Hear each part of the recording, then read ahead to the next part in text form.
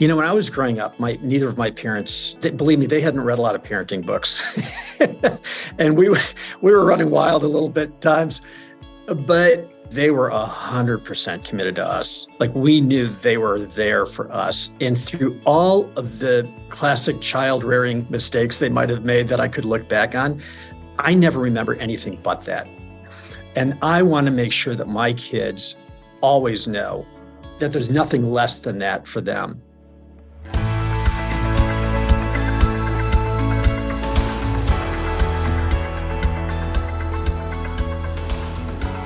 Steve, thanks again for joining us. And we know that after all these years and those many iterations that God took you through, both educationally and then running different businesses and running organizations for the federal government and ultimately the Goodwill, that you have learned powerful insights that have made life work for you, and that ways of listening to God and following, and also just life hacks that we think would be really powerful to mine out and share with our peers that are building lives of kingdom impact. So, Micah, why don't you take us into some of those questions to find those nuggets of wisdom? Yeah, that'd be great. Steve, one question we always like to ask is, how have you balanced? You've had some very large roles at the government and private sector and now Goodwill. How have you balanced all of your career endeavors with your personal life and your family? It's not always been easy. And so, and I have a terrific wife, and I can't pretend that she isn't the primary injector of balance, both for the children and for me. One of the things I've always tried to do in terms of balance is make sure that there are certain things that sort of are non-negotiable, right? Our faith life with the family, being able to be present with our children in places that really matter, finding those places where, I think when we've got 5 children, I think when the children were little, bath time and bedtime was big. It was big for my wife because it was stressful, and it was kind of a special place for the kids. So I think those places were always super special. And what I found was, if I could figure out the places where I needed to be to really connect most meaningfully with my family, or to invest in ministries, or for me personally, I've always been a bit of an adrenaline junkie. Like, in my 40s, I was doing triathlons. I'm still an avid cyclist. If I don't do that, it is just not good for me. So what's important? How do I balance that? Where do I fit it in? Even though my life has always been, my work life has always been very demanding. So sometimes it feels a little bit like a puzzle, but there are places I know that I need to be, and not so much because I'm checking the right boxes, but I also realize I need to be in those places for me.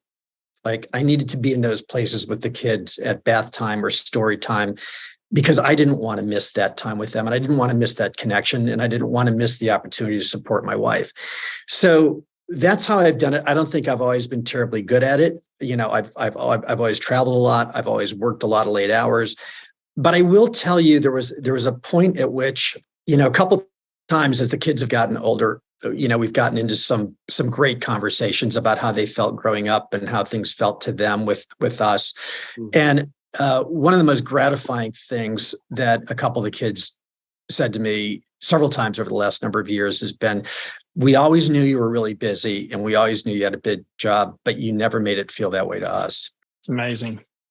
So, that was really important for me, because just knowing what it felt like to them on the other side was big. Yeah. Wow. That is super powerful. That would make my day. What is your best marriage advice? You've obviously been married a long time and have 5 children with Molly. So what would you say the best thing you've done in your marriage has been? Really trying to be present with my wife, and really being a partner with her in big decisions and in small. I realized when the children were young and work was, for me, extremely, stressful. She was, managing the 5 kids. It was easy to be kind of going past each other a lot. Right. And that wasn't good. And I think, we had a conversation once where I think she said something to me, sometimes I don't feel like you see me. Right. And that was sort of like like, oh my goodness, what's happening here? And that was a particularly dark, difficult moment. But I realized like that connection with her, that being present with her, understanding what she was going through and being able to be supportive at the same time, which is even harder, I find, letting her know what's going on with me, which I don't always love doing. And that's where the deep, deep connections live. And that's where the deep understanding lives. And as a result, for me, that has always helped me be more naturally kind of in tune with the two of us in our relationships. It's also like we are a completely united front with the kids. And when they were growing up, it was like, okay, we're going to be together on this.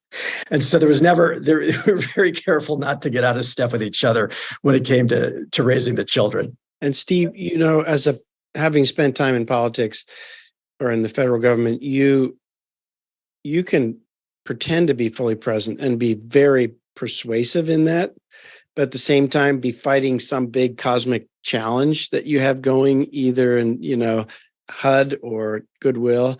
What is it that happens in your heart that lets you actually set that aside and not think about your phone when it buzzes and just listen to this one woman down at the soul level? Like what do you tell yourself? How do you do that?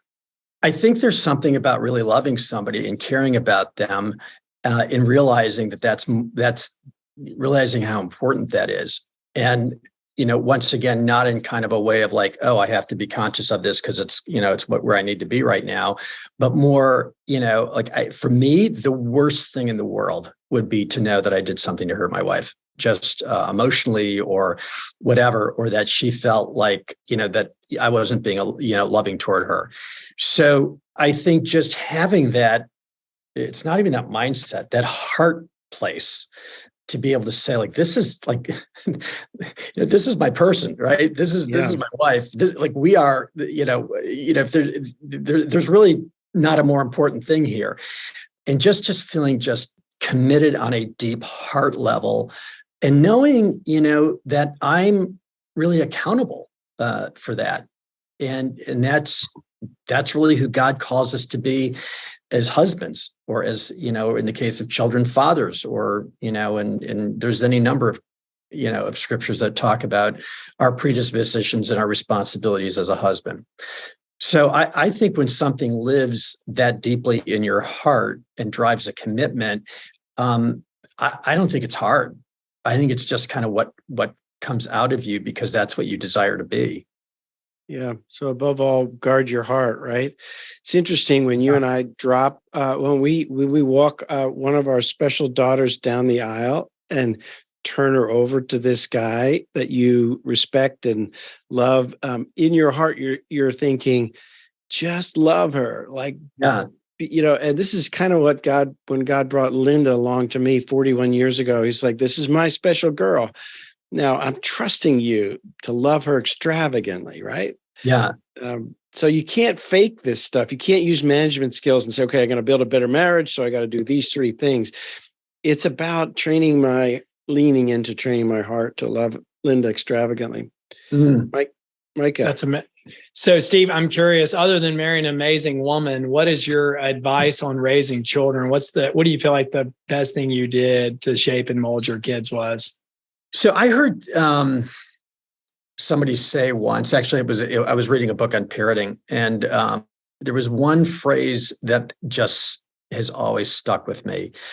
And it was that your children need to know you love them deeply, and they need to know that they have your heart. And that second part of it really especially helped frame how I thought about engaging with my children. Like, I don't want them ever to think that they don't have any less than all of me at a heart level. And there's something very powerful about that.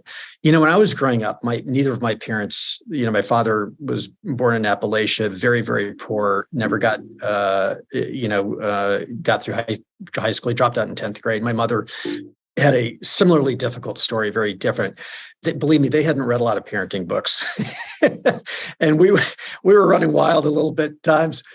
But they were 100% committed to us. Like we knew they were there for us. And through all of the, classic child rearing mistakes they might have made that I could look back on, I never remember anything but that. And I want to make sure that my kids always know that there's nothing less than that for them. So that was a big part of it. The other thing I would say, I was very hands-on with the kids during decision-making processes when they were thinking through issues in life. I tried to be very much in a relevant place to them. One of the things I tell people a lot with teenagers, and once again, my wife has the gold medal. I was really kind of a bit player on the left. But one of the things I tell people with raising kids is their problems might seem small, but in their world, their problems are at least as big or bigger than ours. So we might be worried about job insecurity. We might be worried about a horrible situation at work.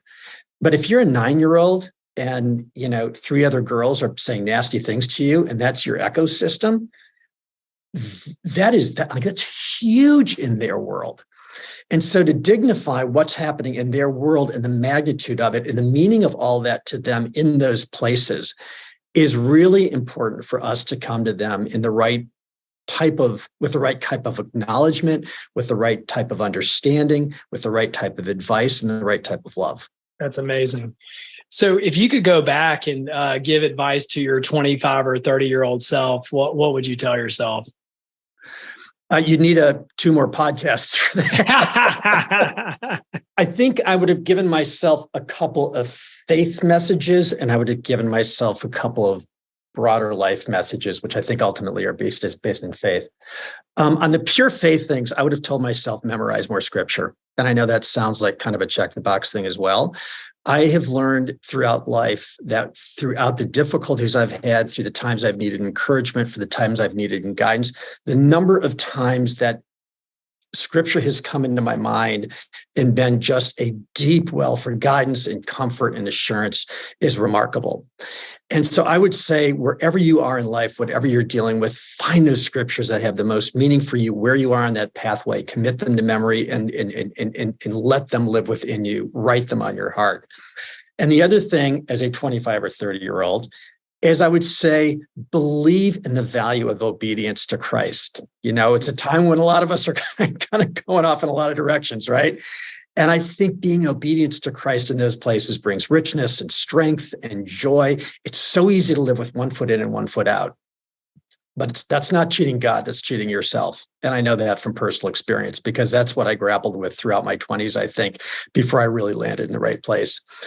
A couple of other things I would say is number one, I'd say really see people for who they are. We're in a very tough, very thorny environment right now culturally. There's a lot of anger. There's a lot of accusations. We all feel it. But when you see people, know their stories, see their needs, see their specialness, connect with them meaningfully, because behind a lot of what we see out here is something that is much richer and deeper, informative. And I think to have that predisposition toward others is so critical for healing in our society. And the last thing I wish somebody had told me was lift up your eyes and see the beauty in life and name it and dwell in it, whether it's in nature, whether it's in relationships, whether it's in art, whether it's in our giftedness. There is so much beauty in life around us. And I know for me, I was running so hard, achieving whatever I was going to achieve. I think I ran past so much of that without ever looking around and stopping and saying, oh my gosh, God, you've created this wonderful world for us. And there's so much to find joy in. There's so much to find encouragement in. There's so much to drink in. And I'm trying to, crank out spreadsheets right now.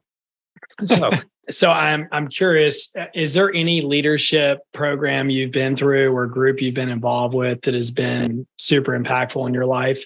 Yeah, I went through a program this was probably a few years before I went to Washington. I was sort of a leader in the next tier in the organization. And I was sort of thinking about what would it look like to be a CEO or an organizational leader. So I went through a program called Leadership at the Peak, which was run by the Center for Creative Leadership. And it was mostly for people who were sort of large division managers. There were 2 generals in it and people who were looking to get to that top level. And it was remarkable. There was a lot of, 360 reviews, psychological reviews, a lot of great teaching, a lot of like spy observation for how you led, and then they tell you what they saw. And some really wonderful things came out of it. And I just got guidance that was very, that really met the mark for me. And it just opened my eyes a lot into who I was and how I led and what behaviors I had that were going to inhibit me and how I needed to think about leadership differently.